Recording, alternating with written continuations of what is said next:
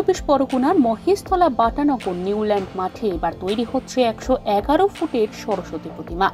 মহেশতলা 34 নম্বর ওয়ার্ডের কাউন্সিলর গোপাল সাহার অনুপ্রেরণায় বাটানগরের দুই ক্লাবকে একসাথে নিয়ে তৈরি হচ্ছে এই প্রতিমা।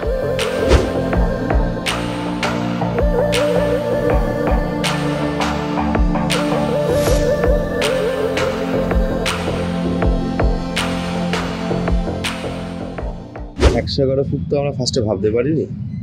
ফার্স্টে আমরা আগে দুটো ক্লাব ছোট ছোট করে পুজো করতাম, কিন্তু আমাদের 34 নম্বর ওয়ার্ডের কাউন্সিলর শ্রী গোপাল সাহা মহাশয়, আমাদের অভিভাবক বলতে পারেন, উনি আমাদেরকে ভাবালো যে একসঙ্গে দুটো ক্লাবকে জয়েন্ট করিয়ে পুজোটা করার জন্য, যাতে সবচেয়ে বড় একটা পুজো করা যায়।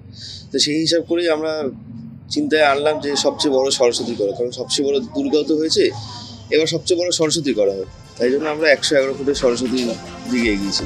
মেদিনীপুরের শিল্পী সোমনাথ তামিলি জানান, প্রায় 2 মাস ধরে 30 জনেরও বেশি শ্রমিক কাজ করছে। প্রতিমা তৈরিতে ব্যবহার করা হচ্ছে লোহার রেক, রড, বাঁশ, চট, কাপড়, থার্মোকল।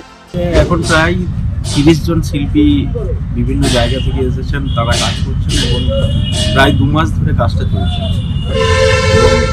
এখানে আমরা উপকরণ হিসেবে ব্যবহার করছি যে লোহা এবং বাঁশ, তারপর চট, কাপড়, থার্মোকল, পুরো ঠাকুরটার যে মেটেরিয়াল হিসেবে এগুলোই আমরা ব্যবহার করছি।